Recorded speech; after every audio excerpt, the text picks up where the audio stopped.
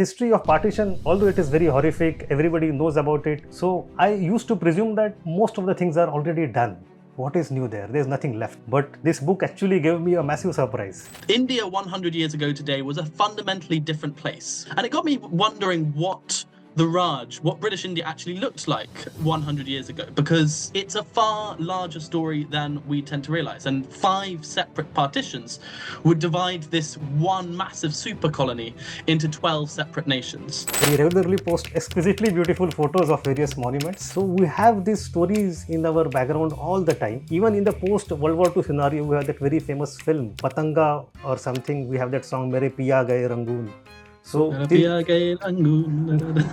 that's lovely. Then British are trying to hide the maps and they want to show that, oh, India is not that big. So did it actually work? So far we have seen Patel as the Iron Man and the one who united India, one India. You show him in a little different light. Patel runs the States Department.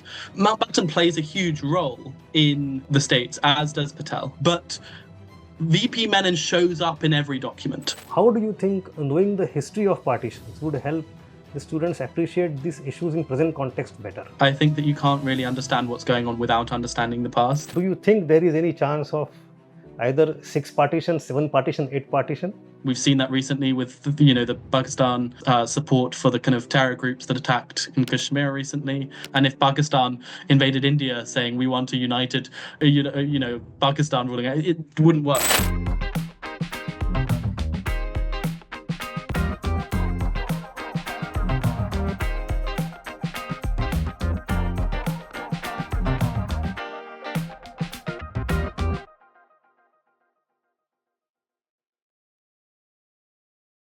Hello everyone, we have, as you know already, Sam Dalrymple with us. Sam is a writer, a historian, and also, to my surprise, a filmmaker. He has studied the classical languages, both Persian and Sanskrit, at Oxford. But to be very honest, I first discovered him on Instagram. He regularly posts exquisitely beautiful photos of various monuments, which really bring life to history and history to life. Back in 2018, he started something called as a project Dastan, which uses virtual reality to connect the people across the border and revisit their ancestral homes. Well, the purpose for today is his recent book, the first book, and a very fabulous book called The Shattered Lands. It's published by HarperCollins. I have recently finished the book. It's magnificent and dramatic as well. So I'm sure our students would have a lot of questions like I do, because the history of partition is actually very central to our syllabus in exam as well for various subjects. So what we'll do is for maybe first 40-50 minutes have a brief conversation, and then we'll allow students to ask some questions as well. Brilliant. Let's do it. Yeah. It's actually I did not expect it to be very good, to be very honest. When I started reading it, I thought the history of partition, although it is very horrific, everybody knows about it. It has shaped life of communities and people and nations, and a lot of partition literature has been generated over time. Many books, scholarly and public, in a narrative style, many movies, many music, a lot of things, pop culture and academia both. There is a huge crop of partition literature. So I used to presume that most of the things are already done. What is new there? There's nothing left. But this book actually gave me a massive surprise. So it's a very new lens altogether to look at not one partition but 5 partitions of India. So I would first request you to explain this idea of 5 partition. Sure. So the idea of the book comes from a strange realization that I had when I was chatting specifically to a scholar from Tripura in northeast India, and we were discussing partition, and I was asking about how partition impacted Tripura because it borders Bangladesh, which used to be East Pakistan, and so it had also source of migration. And this scholar said, which partition are you talking about? Are you talking about 37, 47, or 71? I said, what? And he said, the separation of Burma, the separation of Pakistan, or the separation of Bangladesh from Pakistan. And that got me thinking, because in no partition with a capital P is something that we hear about so often, and particularly growing up in Delhi, it's very much kind of, one of the central events that you hear about the whole time. And yet, from the perspective of Tripura and Mizoram, it was one in a series of ruptures and not just a kind of, the sole one. And it got me wondering what British India actually looked like 100 years ago, because Burma, when he talked about the separation of Burma, Burma very rarely features in our idea of undivided India. And yet, if you look at any map on British India, it is always there.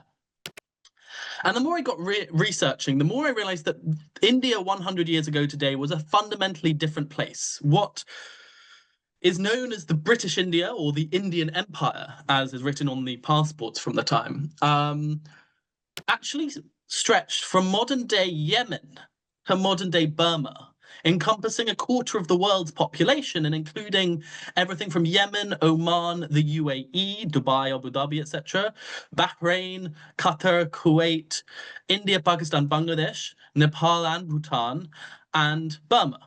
And it's a far larger story than we tend to realize. And 5 separate partitions would divide this one massive super colony into 12 separate nations. And now it's crucial to emphasize at this early point that about a third of this territory was not actually directly ruled by the British. About a third of it was ruled by princely states and protectorates. And these ranged from, Jaipur, Jodhpur, Hyderabad, which were semi-independent, basically internally completely independent, but they'd given up their foreign policy and defense to the Viceroy of India.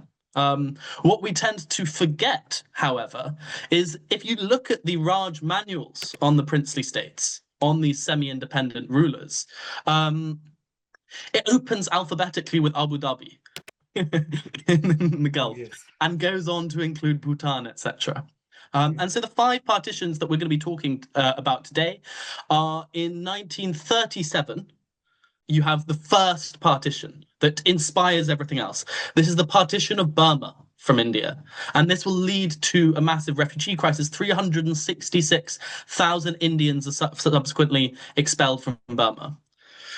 The second is the separation of those Gulf states that I talked about. There's an increasing sense that these are not part of Bharat, and that they are only attached onto India for basically kind of, colonial reasons. And even though the Brits basically offer the government of India the entire Gulf, and India very almost inherits the united oil wealth of the entire region, oil has not been discovered yet. And so the government of India actually says no. And so between 1937 and 1947, you get the gradual separation of those states and made into separate colonies, basically. So Aden, which was part of the Bombay Presidency, suddenly becomes a separate colony, and the rest become protectorates of the Viceroy. Not of the Viceroy, but of the Colonial Office in London, separate colonies, essentially. Now, these would have been the 2 largest, most consequential events of the 20th century in South Asia, were it not for what followed, because, as we all know, in August 1947, British India is divided along religious lines. And the Great Partition, as I call it, the Great Partition of 47, is one of the most important events of 20th century history. It's the fulcrum around which a quarter of the world perceives their past, present, and future. And it continues to inform everything from, the modern-day India-Pakistan conflict to the demonization of minorities in India, Pakistan, and Bangladesh.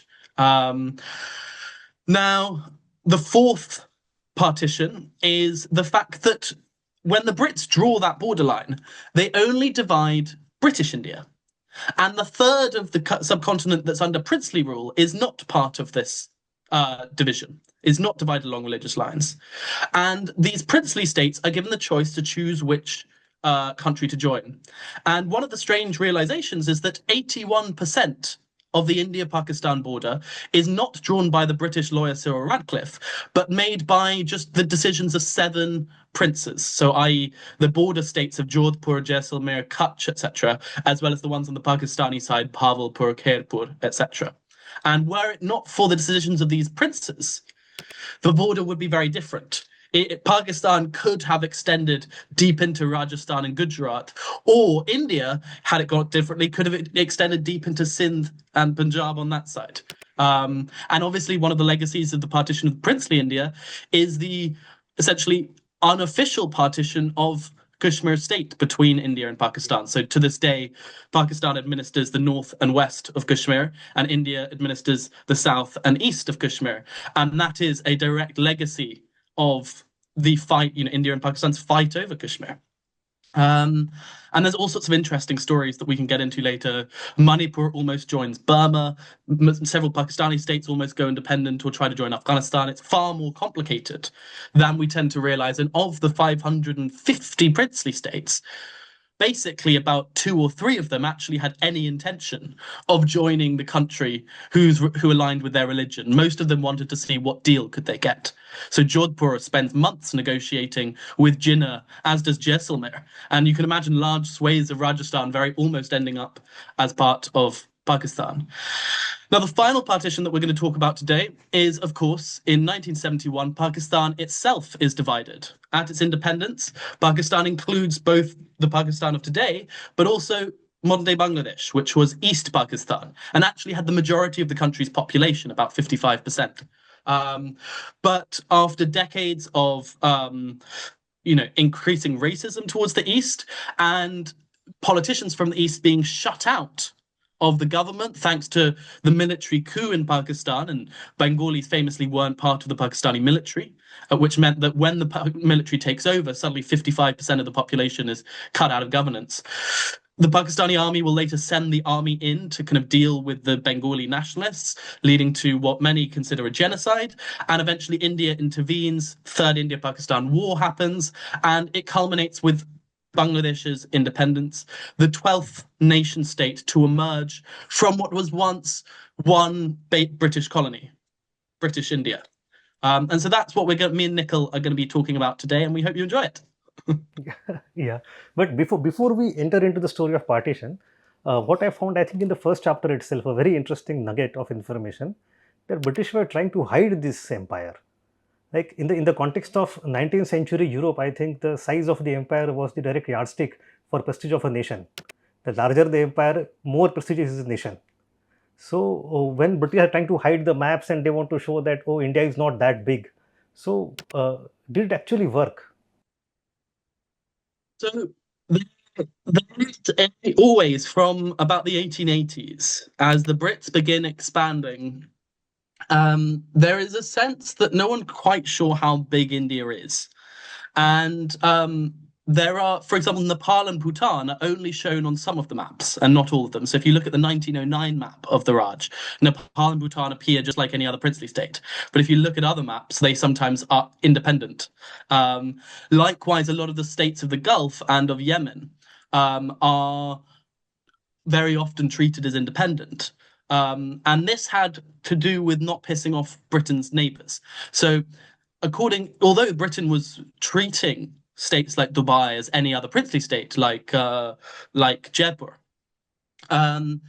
technically Britain wasn't meant to be there at all, because they had a deal, that the Arabian Peninsula was technically the Ottoman Empire's sphere of influence, and so they had to kind of do things rather covertly. So even though these states were sending their princes to Mayo College, Rajasthan, and the Sultan of Oman was speaking fluent Urdu rather than Arabic, that they weren't really legally allowed to be there. Likewise, they couldn't put Nepal and Bhutan on the maps because of that was going against all sorts of agreements they had with Tibet and China.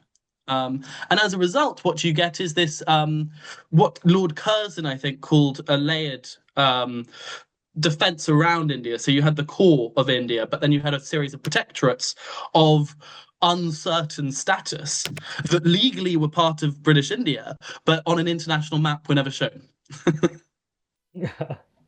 So, okay. Sam, I have one more meta observation about the book, that we have so many books on the history of modern India, and you can generally put them into 2 categories. Some set of books are national histories about freedom struggle of India, and typically written by Indian authors. And in those stories, the British are treated as the homogeneous mass of white people, and we don't know about their background, their ideas. The personality is not fleshed out. On the other hand, we have some empire-centric histories which is written from London, and it gives primacy to British policies and personalities, but the figures like Gandhi and Nehru are in the background, like ghost. We don't have much details of them. But your book is actually standing right at the middle. It's trying to connect the two, empire-centric history and the nation-centric history, and it gives the personalities of both of the story as it evolves. It evolves through interaction between the two sides of the people. So, was this kind of positioning very intentional, and was it easy to write such a book? Because I have not seen many books that way. You're very kind. It was quite intentional, because I think that this is something that I find frustrating, being a Brit and having lived for 22 of my 28 years in Delhi. The history books from either side don't seem to talk to one another. You have all these books that are very popular in Britain that are incomprehensible to people from India and vice versa, because they are kind of speaking over one another. And ultimately, through the lens of Partition, you get this sense that, there is now an empire, and the question is, what will come next, and who will take over, and how many states will take over. Whereas if you just focus if you take the nation as a given, if you take the idea that India was always going to come into existence and look exactly as it was today, you kind of miss out on this fact. Likewise, if you take the empire as a given, you miss out on the fact that a quarter of the world's population was clamoring for this empire's, dissolving. And I think that ultimately there is. I'm trained as an oral historian. I worked with Project Astan, as you said, reconnecting families across the divide, and spent a lot of time interviewing people who'd lived through this. And I find that it's through oral histories that you get a sense of how human this whole story was. So often we talk about this story through either Churchill or through Gandhi or through Nehru, but the fact that you can equally talk about this whole process through, your grandma is just something that I've always found fascinating. It's such a big story that almost every person in this room could probably write the story from the perspective of their families. Be it wherever it is in the country, there will be a fascinating story from there. And that's, I guess, what I hoped to uncover was the kind of heroes in the everyday, as well as so obviously it's more difficult to do that. So I know already that like the first 3 chapters have a lot less oral history, because trying to talk about the 1930s, that's almost 90 years ago, 95 years ago, and so like it's obviously there's not that many people who are alive today to still interview. But from 47, there you'll notice in the book by about chapter 5 onwards, it's much more oral history heavy. And I think that that's something that I very like. It's very difficult to try and bridge the gap, but hopefully, as you've said, like it comes across that way. No, it's marvelous that way. Actually, the story of Mariappan, for example, that got etched in my mind while reading. It's very incredible, the two-way journey, going there, coming back, and life is coming back to zero again. So I think should we Shall I discuss give a the little story speech for a about? bit? Yes, Shall I yes, please. tell the audience about Mariappan? So he is this extraordinary, basically a Tamil Dalit, and his story tells the story of India's relationship with Burma, which, as I mentioned before, was the eastern province of the Raj. It was India's eastern province for a century. It was part of India for longer than the state of Punjab, actually, in terms of British India, and he, like many people, migrated because of the fact that caste wasn't a thing in Burma. And many Indians would migrate there because it was a province of India where you could be free from caste. And so he moves there, escapes the kind of, the suffering of his youth in Tamil Nadu, builds a shop, but eventually becomes enters the middle class from from poverty, and has a nice basically corner store where they sell things such as oil and rice, etc. In a small village called Okbo. But then he lives through the gradual resentment that's building up against Indians. So many Indians are migrating to Burma that it's a bit like Brexit. You get, the local indigenous Burmese people are gradually pushed out of their jobs. Increasingly, people are saying, half the people are saying, look how cosmopolitan we are. This is all great. Our economy is booming. There's another set of people who are saying, our indigenous traditions are being swamped by outsiders. We need to push against this. And increasingly is using the language of actually Nazi Germany, saying we need to purify our nation and kick out the outsiders. And so his granddaughter interviewed him and published a book, but he lives through basically anti-Indian pogroms. And then finally, it's during the Japanese invasion during World War II, shortly before the battles of Kohima and Imphal, that Mariappan and his family are forced to flee because basically if the Japanese take over, then it's probable that all the Burmese will do more pogroms against the Indian population because they're seen as, British. The Indians of Burma were seen as only there thanks to British imperialism, and now we're going to finish them off, essentially. And so he then flees on foot through the jungle, back thousands of kilometers, like kind of something like From Apocalypse Now. If you've ever seen that film, it's an extraordinary story, and he writes vividly about his experience marching across and then ending up back in Tamil Nadu, where he once again becomes a Dalit 30 years later and is back to zero, having lost all his possessions, and once again has to, start from zero. And it's this rather emotional story of a man trying to escape the strictures of caste, only to, be forced back into it as a result of these partitions. So it's full of pathos. Sam, coming back to the main arc of the theme, I actually wanted to probe this a little bit further. You start the book with the travels of Simon Commission and Mahatma Gandhi from Burma to Aden, and it seems very logical for them to visit Rangoon and also Aden at that time. It is also the late 20s and early 30s when the idea of Akhand Bharat or Greater India is coming in history as well as in politics. It is around the similar time also Savarkar defined the Hindutva and then the idea of Indian notion that Asindhu Sindhu Paryantaha, that from Indus River to the ocean India is spread. And then the partitions start happening. We have multiple partitions. Today in the 21st century also there is, at least in India, definitely some nostalgia about the lost land. If no demand to restore the older boundaries, that nostalgia still exists. So what actually you bring in the book, however, is little different than what I had imagined. I always thought Akhand Bharat is an idea that opposes partition, but that is there in some cases. It did oppose the idea of India-Pakistan partition, but at the same time, this notion of Akhand Bharat also has supported India's partition when it came to Burma and Aden. In the name of Akhand Bharat, this partition was, or rather separation was facilitated. So this is super fascinating. Can you elaborate on this?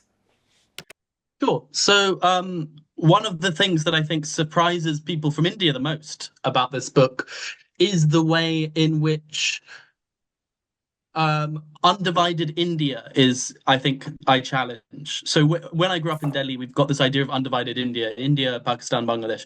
And that map only exists as India for 5 months in world history. That map exists between April and August 1947. And yet we've got this image of this being, the ancient thing. What you do have is, because the Raj includes Yemen and includes Burma, you have all sorts of Indian nationalists throughout the 1910s, 20s, and 30s asking the question, what is India and where does it end?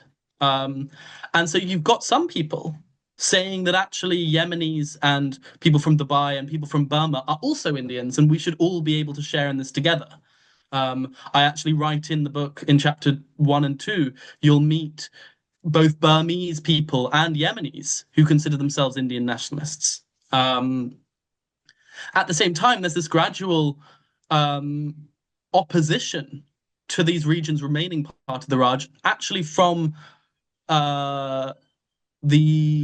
Hindu nationalists, who basically say that the future Indian nation that we are fighting for should stretch from basically like Sindh and Balochistan to Assam, and from Kashmir to Kanyakumari, and it should not include the rest. And so Gandhi, for example, is a proponent of this, as are several major Hindu nationalists. They're saying that our future nations should resemble Akhand Bharat. And thus, as a result of that, we should separate off Dubai. And Dubai and Kuwait and Qatar and Yemen should not be part of India. Likewise, Burma, it does not appear in the Mahabharata and thus should not be part of this Indian nation. This Indian nation should resemble the landscape of the Mahabharata. And so this is I think the most surprising thing for a lot of my Indian audience is the way in which our idea of Bharat is formed. Because if you think about it, Bharat had never been a unified political state before. There are several empires throughout history that, you know, tie together these diverse regions. These diverse regions have been tied together by religion and literature and trade for millennia.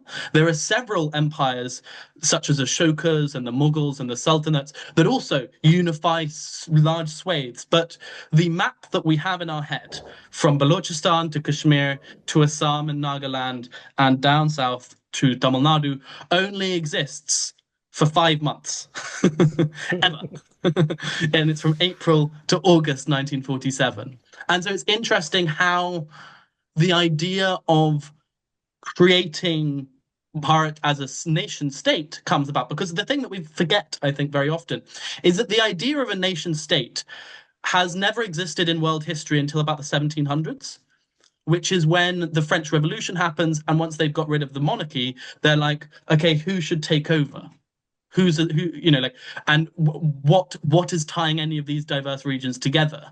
And actually, although there are numerous empires throughout history that take over all sorts of regions, the idea that the citizens of a country have to think about the fact what ties them all together is actually a concept that's only been about for 300 years. Before then, empires were the norm. And so the idea that you have one country entirely for Bengalis called Bangladesh, or one region that's tied together by religion called Pakistan. This idea is a new idea. And the idea that, Bharat should be a nation state is equally a new idea. Although the idea of Bharat has been around for millennia. No one's ever proposed until basically the 1920s. Maybe the area of Bharat should have one political structure unifying the whole region. And so I think that's something that I think a lot of people have definitely mentioned in their comments on the book. Yeah, so this kind of memory is little different today from what it was there about 100 years ago. Similarly, in the context of the idea of Eden and Burma once more, we see the story of Bahadur Shah Zafar deported to Burma in 1857. We have the story of the King Thibaw from Burma deported to Ratnagiri in 1880s. We also have in the 20th century Lokmanya Tilak, who was jailed in Mandale, and Subhash Chandra Bose in 1930s, who was jailed briefly in Eden as well. So we have these stories in our background all the time. Even in the post World War II scenario, we have that very famous film, I think Patanga or something. We have that song Mere Piya Gaye Rangoon. So Yeah, it's lovely. So till I think it's by Shamshad Begum maybe. So till 1940s 50s we have that memory, but suddenly it is all gone. Today, when I said ki I always thought I knew about partition, but when I read the book, I thought, okay, I did not know about partition of India properly. So what has happened since 1950s till 2025 that this thing is forgotten? I think each nation state that has emerged has chosen an origin story that is privileged over the other events. So in India, it very much, and India and Pakistan, it privileges the events of 1947. No one ever says that they don't know about the India-Pakistan partition, but they do say that they don't know about the Burmese partition. Everyone in Burma knows about it. It's just been left out of the Indian syllabus. And the origin story that India tells its students is the origin story that, we were one Raj and then the British divided us and then, India and Pakistan divide and rule, etc. If you go to Burma, it's the same story, but with Burma being separated off. If you go to Bangladesh, a lot of Bangladeshis don't grow up learning about 1947 at all. Their founding moment that they will grow up, their independence movement is the independence from Pakistan. It's the events of 1971. And I think it's, who was it? Joya Chatterjee, the brilliant scholar, writes in one of her books that she went off to Dhaka, and this young boy asked her why, where she was from, and she said she was from India, and he said, "Oh, but how come you speak Bengali then?" And she was telling him, "Oh, because I'm from West Bengal." And then this boy said, "Oh, I didn't know there was a Bengal there too." And she was shocked because she was researching 47, and this boy had no idea that A, there was a Bengal outside of Bangladesh, and B, that Bengal had been partitioned at all. Because he thought that Bangladesh had gained independence from Pakistan. Yeah, I think that is Shadows of Noon. Yeah. And so everywhere there's this sense of privileging certain narratives over other narratives. Particularly, I think some of the most egregious ones are the Gulf states, where the idea that everyone is very within the Gulf states, everyone is very okay with the idea that they were British protectorates, but somehow the fact that they were British protectorates not of Whitehall but of the Viceroy of India, and that they were princely states like any other princely states, and that they appear on the lists of princely states, and that their princes were going off to Mayo College, is something that is utterly horrifies many Gulfies that you chat to. Almost all Emiratis who I've chatted to have really opposed the idea that they were just princely states like any other, not just princely states, the lowest ranking princely states. They were zero, with the exception of Oman, they were zero gun salute states, so below Jaipur, Jodhpur, etc. And if you were to ask someone in the 1920s, which princely states would you imagine would be independent 100 years from now, everyone would have probably said Kashmir, Hyderabad, maybe Balochistan, maybe Jaipur, Jodhpur, etc., and not Dubai, Abu Dhabi, Kuwait, Qatar. So I think the book has been received differently by different audiences in different nations today. So can you little bit elaborate on that? Key the reader of a book in India and the reader of a book from Pakistan, from Bangladesh, how are they reacting to the book now? I think everyone's reacted to it very nicely. That is I that think Pakistanis are shocked about the events of 71 because I think for a lot of Pakistanis, they have an awareness that something really horrible happened in 71, but no one really talks about it. And the fact that there is quite a credible argument that there was a genocide in Bangladesh in 71, for example, is the sort of thing that I know a lot of Pakistanis really kind of know in their heart of hearts, but have rarely seen written down in the written word. The Indian audiences are most surprised about the fact that the Gulf could have been part of India, because a lot of Indians go off to Dubai, etc. The fact that Dubai was offered to India as an Indian state, and the Indian government said no, though, we're not Arab and we're different and we don't want those regions, willingly giving up the entire Gulf oil, is the thing that's by far shocked Indian audiences the most. And then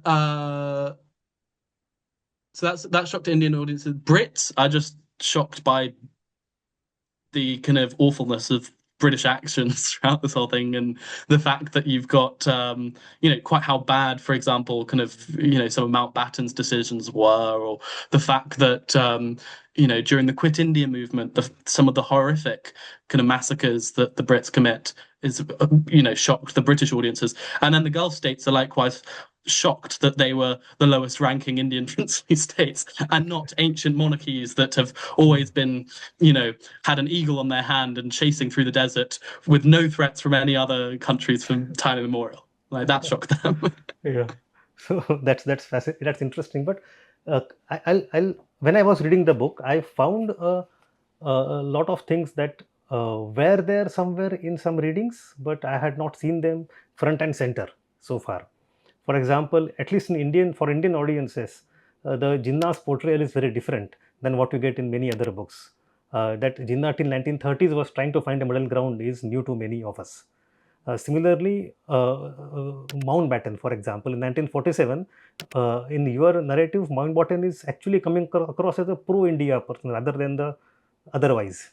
So I know history is always messy, it's always complex, and it's always nuanced, but these kind of portrayals were relatively new to us.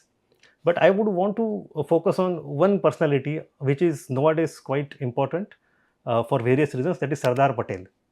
So in Indian text, so far we have seen Patel as the Iron Man, strong, capable, and the one who united India, one India. But in your version of the book, it is more nuanced. You show him in a little different light. In 1947, during partition, for example, he controls the States Department and cuts off Mountbatten from intelligence. So Mountbatten is sidelined, and therefore he is not able to take proper decisions in some cases. In the wake of partition, Sardar Patel also seems to have, in some decisions, sided with the RSS rather than with the Nehru.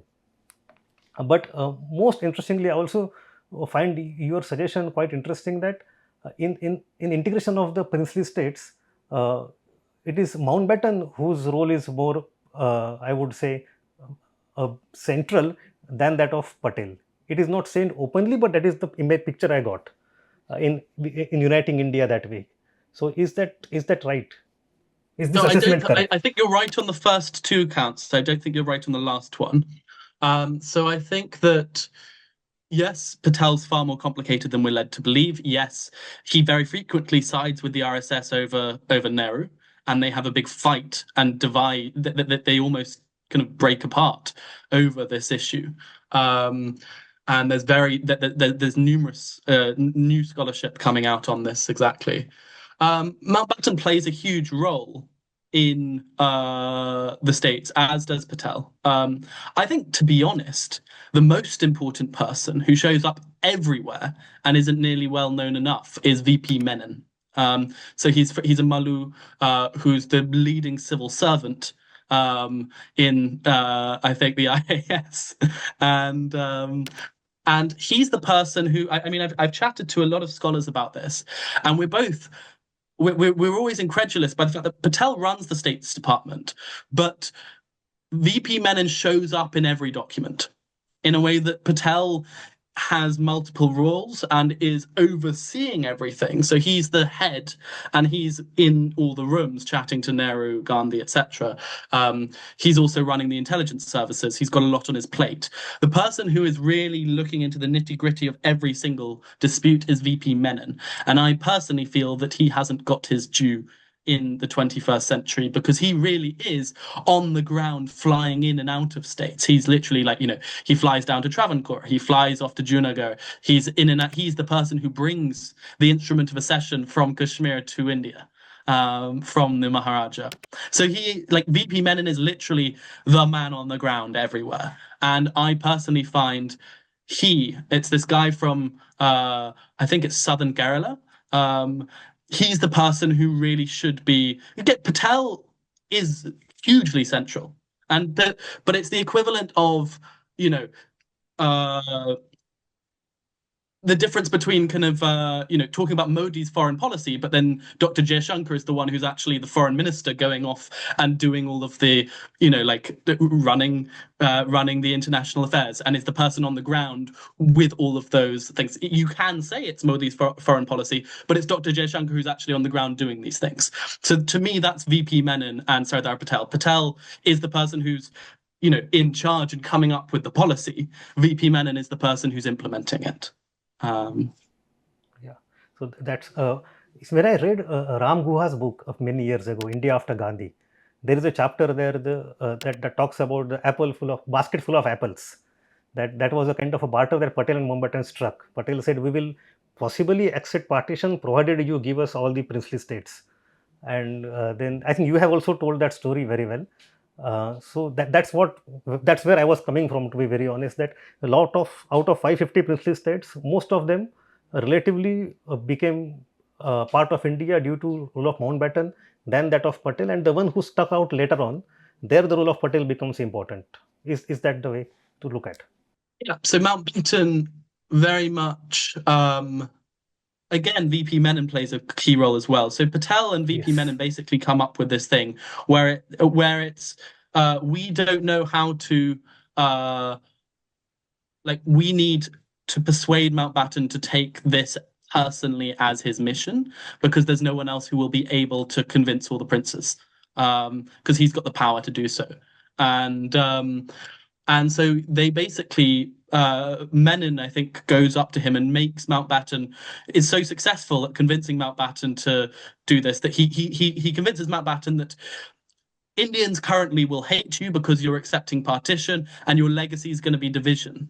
But if you successfully persuade them help us integrate the princely states, then your legacy will be one of unity, and you'll be remembered for unifying India rather than for dividing it. And it's so successful that Mountbatten later in his diary takes complete credit for the idea. Not in his diary publicly, but in his diary he writes that it was actually VP Menon and Sardar Patel's idea. Yeah, true. But so I wouldn't say it's more Mountbatten than Patel and VP Menon. Also, Nehru, etc. I think the entirety of the Congress Yes. was very focused on getting the princely states to accede. But I think that the point is that all of these characters were working in tandem. And what you said about Mountbatten, yes, I mean, Mountbatten is far more pro-India. And you can say that the Brits were pro-Pakistan under Viceroy Linlithgow three viceroys ago. Mountbatten is at every opportunity being pro-India rather than pro-Pakistan, and he's gifting bits of land to India that he potentially shouldn't have. And he is very close with Nehru and absolutely hates Jinnah. So I think that the Indian national idea that Mountbatten was anti-India is completely false. Mountbatten goes above and beyond and often breaks international law in order to help India. But you can't say that necessarily about the Brits as a whole, because two viceroys earlier, you've got Viceroy Linlithgow, who is imprisoning all of the congressmen and lifting Jinnah up on a pedestal and kickstarting his career as in the Pakistan demand. And so I think that this is something that I think a lot of people in India tend to get wrong. They imagine there being a grand master plan of divide and rule from London, where actually every viceroy is very different. And because Britain's run by a democracy back home, you get two parties flip-flopping on different policies. So, one moment you've got a Conservative government and they send out one viceroy, and then the Labour government comes in and they'll send out a different viceroy with completely different aims and who will be on a completely different side of the political spectrum. And so whilst Churchill, for example, is very pro-Pakistan and wants to divide India into India, Pakistan, and Princestan, as he calls it, a third independent nation that's made up of the former princely states. And a lot of people use this to prove that the Brits were kind of, had a secret plan all along. Actually, he's voted out of power, and he has ultimately no power over how independence goes because it's the Labour government that does that. It's Clement Attlee's Labour government that sends in Mountbatten with the plan that ultimately leads to independence. Sam, I have one more question in the same vein about taking up from VP Menon, to be honest. I had not read about his background, that he was in child and indentured labor, and from there he grew up to the position where he could contribute into the future of nation altogether. It's a fascinating story. But coming to the actual operationalization of partition, we see the high table decisions are being made by Jinnah and Gandhi and Patel, and Gandhi was not there primarily, the other congressmen, and Jinnah and also Mountbatten, etc. But when it comes to the execution of the details, they are mostly administrative. It could be drawing borders, it could be setting up refugee camps, it could be running partition committees and lots of that. And these are tasks of humongous proportion, and the time was very less. So, based on your overall impression so far, what do you think affected the ordinary people's experience of partition more? Is it the top political brass, or is it civil servants and bureaucrats? I think it's both. I think everyone plays their part. It's as simple as that, I think that VP Menon is probably one of the most important. The civil servant who rises up from nowhere, a small town, former manual labourer, is undoubtedly the person who's overlooked the most in partition, and yet has probably had the most seismic impact on India of many of the. It's actually his idea. It's his plan for partition that's ultimately implemented. It's him. He's the architect of modern India that we've all forgotten. Yes, I totally agree. I think I'll come to the main question, last question now, the today's conflicts. That, as you rightly said in the introduction of the book itself, that a lot of burning issues today could be Afghanistan, could be Kashmir, could be Balochistan, Rohingya, Northeast. All of them have some root cause going back to the dissolution of Raj. And in our UPSC examination also, the civil service aspirants generally study all these issues very well, but their approach is generally current oriented, present oriented, and not the historically uh, ensconced approached. So, how do you think knowing the history of partition or five partitions would help the students appreciate these issues in present context better, especially for those who want to join civil services one day? I think it's utterly important. I think that you can't really understand what's going on without understanding the past.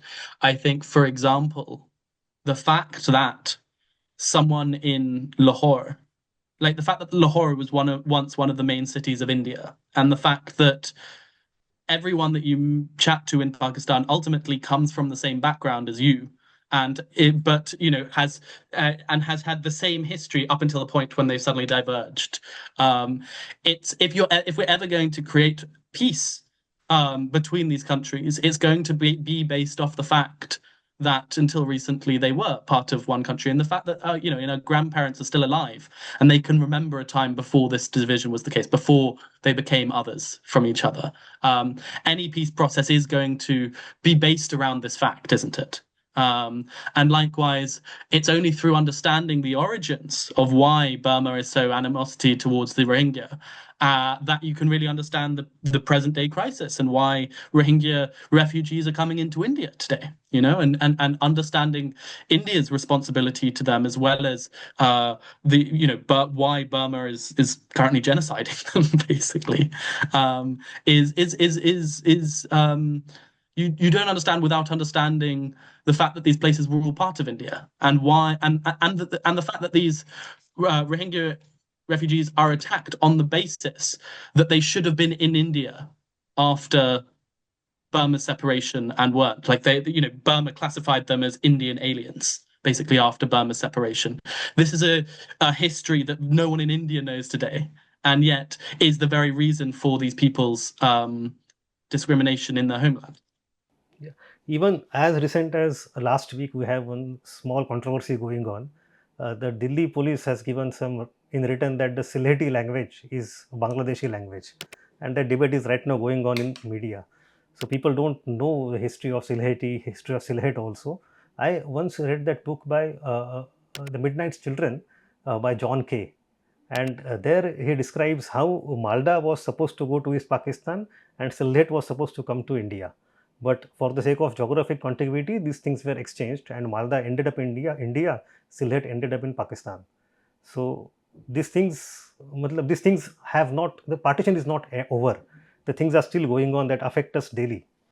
I think this is the point, is that these conflicts continue to widen, and that partition is not an event that ended in 1947. It continues to affect everything. And, the origins of the NRC, for example, when we talk about NRC and CAA, the origins of that can only be understood from the perspective of partition, from the perspective of refugees coming into India from what was then East Pakistan, now Bangladesh, and people going likewise the other way. But I think we like to imagine these nation states as watertight entities that have existed forever, but the fact that they are created by real world processes that are continuing and that are not over, you can only understand it if you understand the history. Yeah, I think when I read the book, that normal question first anybody could get in mind is that, okay, there are five partitions of India, and the borders are not etched in eternity. Borders keep shifting over time. The shifting of border occurs little slowly than human lifespan, so we think that they are permanent, but borders are not permanent, as if you look at the history very well. So I think, do you think there is any chance of either six partition, seven partition, eight partition, or Hopefully reversing the not. partition? Or reversing the Hopefully partition, not. like, I don't see reversing the partition as an option, because I think that in each country there have been strong national identities that are impossible to ignore. What is possible is a kind of EU style situation where eventually the economic brings people together, joint defense treaties that gradually bring them together slowly, whilst continuing to recognize each other's national sovereignty. I think rather than, it's never going to work if India goes and invades these countries, right? And creates some, there's two strong national identities in these countries, just in the same way that there is in India. And if Pakistan invaded India, saying we want a united, Pakistan ruling, it wouldn't work. But I think that an EU-style situation would be good. I think that all the countries involved are continue India, Pakistan, Bangladesh, all of them continue to engage in mutual sabotage. We've seen that recently with the Pakistan's support for the kind of terror groups that attacked in Kashmir recently.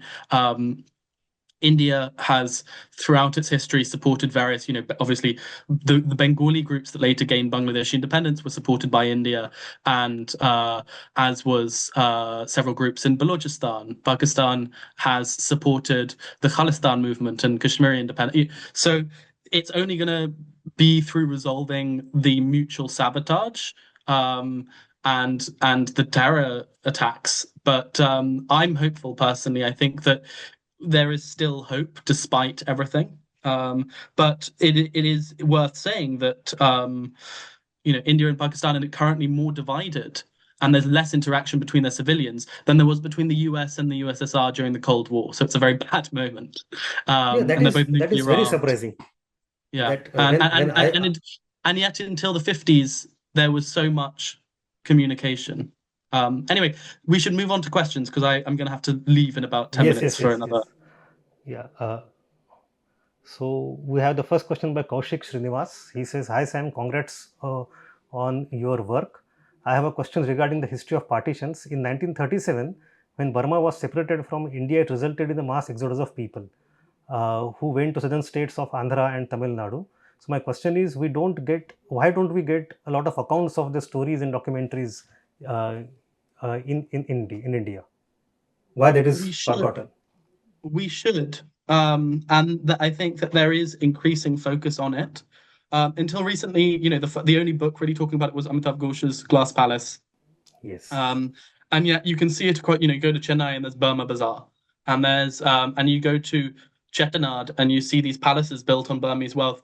I think it's to do with many reasons. Mostly it was South Indians going to Burma, and South India tends to be sidelined in the national stories of India in favor of Delhi. And you get that both in the sense of the highlighting of the Delhi-based empires. So, the Guptas and the Mughals and the Delhi Sultanate rather than the Cholas and the Chalukyas and all of that. But you also see that in the fact that, the great migrations affecting the South have not been documented nearly as well as the great migrations affecting the North, because the people writing the textbooks tended to be in Delhi. And so they were, and so I'd say it's to do with that. But also there hasn't been enough good oral history coming out of the South. I think that's really sad. I think that one of the reasons why there's so much in the North is because there has been this, people interviewing their grandparents about partition in 1947. Very rarely have there been projects that have done that from survivors who've come over from Burma. There was one really good New Songs of the Survivors, which was an oral history of Goan survivors of the Long March.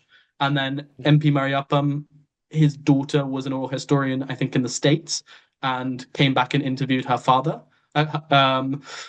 But these stories are rare, basically. And examples of this are unfortunately rare, and we need more. And I think that we need to, rather than seeing it as a bad thing, we need to just take the opportunity to, more people should be interviewing their grandparents about their family story and migrations. Let me have one more question by Krish. He says, since you mentioned the princely states, I'm curious how the idea of Independence Day evolves post 1947 India, especially among the public of the former princely states. Is there an opposition to an all-encompassing national narrative focusing on 15th August that sort of erases the stories of these individual places? So I think increasingly, yes. And I think, for example, Manu Pillai's False Allies talks very well about this. Manu is a brilliant historian. Some of you may have read his books. He talks about the fact that in a lot of these states, there was opposition to, far more of these states than we think, that there was opposition to joining India or merging into India. And even if those that wanted to join India, for example, you've got Pudukkottai in Tamil Nadu. And Pudukkottai is very happy to be part of India, but it's horrified when it's finally merged into Tamil Nadu, and the independent identity that was seen within this state is suddenly merged into a wider Tamil identity. And for them, they were very happy to join India, but losing that sense that we are people from Pudukkottai, even though many of the people who were complaining about this were also anti monarchy. They didn't like the princes of Pudukkottai, but they still felt that the borders meant something because they had a separate history that had been determined over 200 years by those borders. Likewise, I think you still go to people from Rajasthan and you meet someone from Mewar or Marwar or Dhundar or Jaisalmer, and like these identities mean something even today. I think India, though, has been far more successful at integrating these stories into its history than, say, Pakistan has. And today, you still see, I mean, not always. So, as in, I think particularly the states of the Northeast, for example, have been very sidelined. Tripura, Manipur, Meghalaya, there is no question that they have not received the attention that they should in national textbooks. These are states with vast ancient histories, complex, and not enough people focus on them. And one of the aims of the book has been to foreground the Northeast much more, because I think it's one of the most. I don't think you can understand modern India's politics without understanding the Northeast. I think it's the most misunderstood bit of the subcontinent. I think you mentioned the 3 partitions also at the very beginning, so that foregrounds everything. Anyway, yeah, thank you for being such a great audience, and best of Yes. luck with all your all of your civil service exams, etc. Yes. Do reach out to me. So, as in, I'm available on Travels of Samwise on Instagram. And yeah, sorry for having to rush off. I've got another commitment. But please do reach out to me on Instagram if you have any more questions. I'm more than happy to chat later. Sure. And we'd like to host when you come to Delhi offline as well. I'll be in Delhi in October. October. Okay, done. Thank Wonderful. you. Thank you very much. Thank you all. And get the book. Okay. Bye-bye. Chalo. Bye. Have a good day.